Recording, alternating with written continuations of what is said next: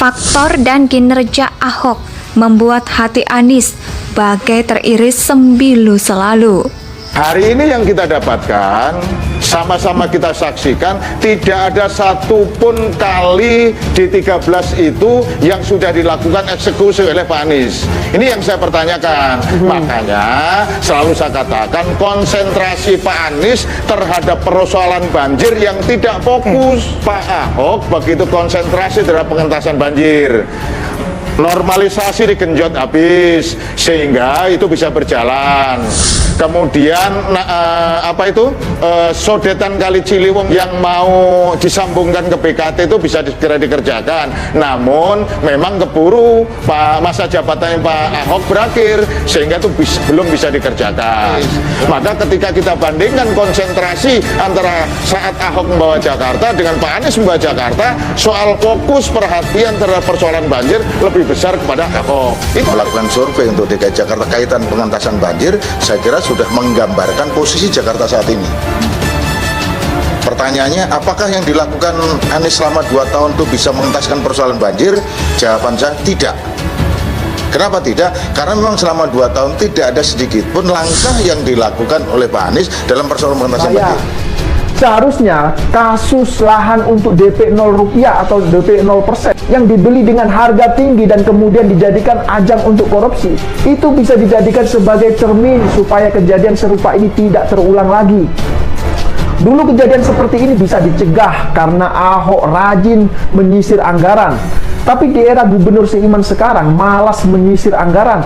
Malah anggaran ini jadi tidak transparan. Jakarta mengalami kemunduran di era Gubernur Seiman. Banyak yang menyesal Ahok tidak menjadi gubernur lagi. Kita kangen dengan kerja keras dan ketelitian Ahok dalam menjaga uang rakyat. Dan itu sudah tidak dilakukan lagi. Bahkan dulu saat Ahok masih menjabat sebagai gubernur Jakarta, Ahok pernah menyisir anggaran 2016 hingga berminggu-minggu lamanya. Setiap harinya Ahok menyisir anggaran hingga larut malam. Dari penyisiran itu, kemudian ditemukan setidaknya pernah ada anggaran sebesar 6,4 triliun rupiah yang berhasil diselamatkan oleh Ahok. Ahok memang benar-benar bekerja menjaga uang rakyat. Indonesia sejak dulu kala tetap dipuja-puja bangsa. Semakin dibela mati-matian, Anies akan makin nyungsep. Biasanya orang yang sudah dikalahkan dalam pemilu atau pilkada tidak akan dibayang-bayangi oleh orang yang sudah dikalahkannya. Itu semua mungkin terjadi karena pertarungannya yang dianggap mengedepankan rasionalitas, sehingga berakhir dengan pertarungan yang sportif. Tak ada yang terlukai, karena semua berjalan layaknya sebuah kontes di politik untuk memilih yang terbaik di antara yang baik. Namun Pilkada DKI Jakarta yang dihelat pada tahun 2017 berbeda, sehingga orang yang dikalahkan selalu membayang-bayangi orang yang menang Pilkada, di mana apa yang dilakukan oleh Anies akan dibandingkan dengan Ahok. Jadi ya selama menjadi gubernur, kepuasan publik terhadap Ahok begitu tinggi. Namun, hal itu kalah dalam pilkada dengan isu SARA yang membawa ketakutan bagi para pemiliknya. Takut jika nanti mati jenazahnya tidak disolatkan, takut jika dipersekusi, dan ada juga yang takut masuk neraka karena memilih orang yang sudah dituduh sebagai penistaan agama. Ya, 42% pemilih menunjukkan keberaniannya dengan memilih Ahok, memilih untuk rasionalitas, memilih dengan rasionalitas dan tanpa ketakutan untuk 58% pemilihan.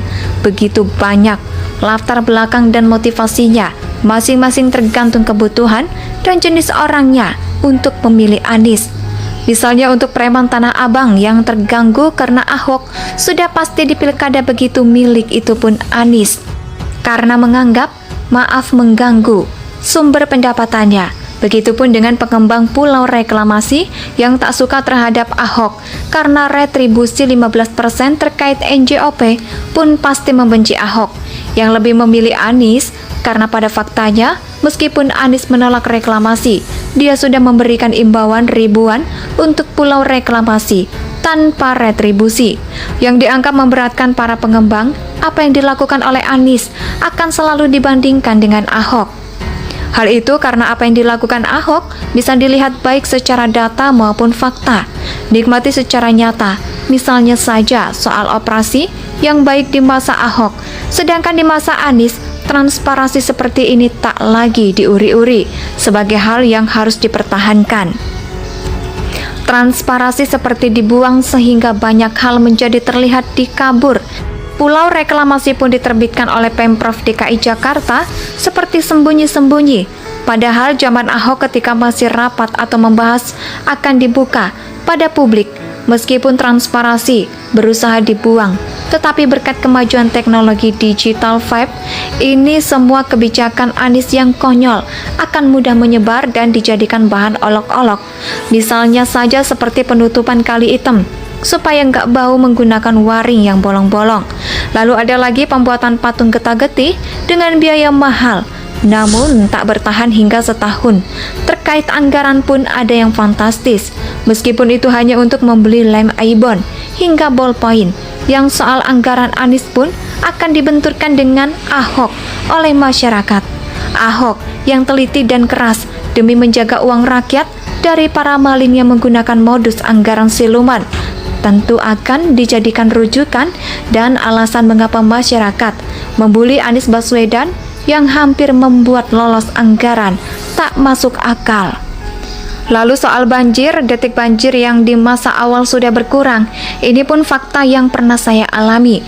Ketika di Jakarta, masyarakat pun dapat melihat bagaimana Pemprov di zaman Ahok berupaya menanggulangi banjir dengan membentuk pasukan orange yang menjaga agar drainase tak berfungsi, melakukan kontrol terhadap pompa untuk memastikan bahwa pompa siap dan berfungsi di masa musim penghujan. Tak lupa, Ahok pun membuat upaya sungai tak ada air meluap dengan melakukan program normalisasi sungai Ciliwung.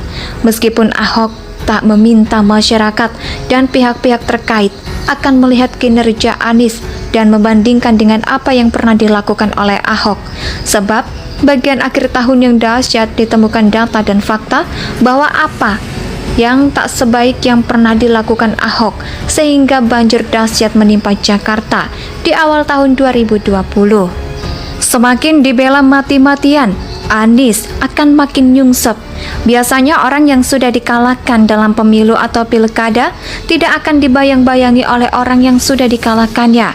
Itu semua mungkin terjadi karena pertarungannya yang dianggap mengedepankan rasionalitas, sehingga berakhir dengan pertarungan yang sportif.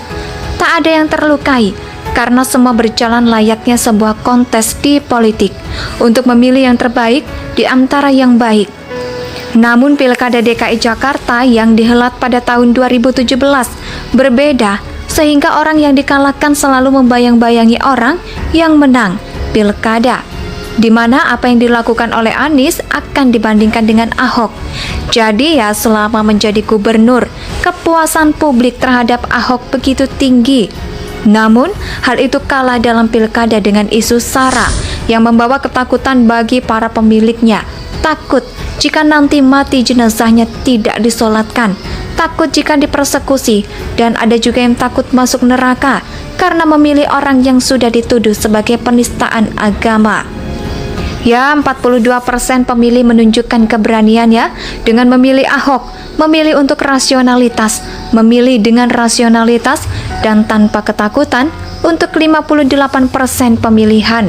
Begitu banyak latar belakang dan motivasinya, masing-masing tergantung kebutuhan dan jenis orangnya untuk memilih Anies.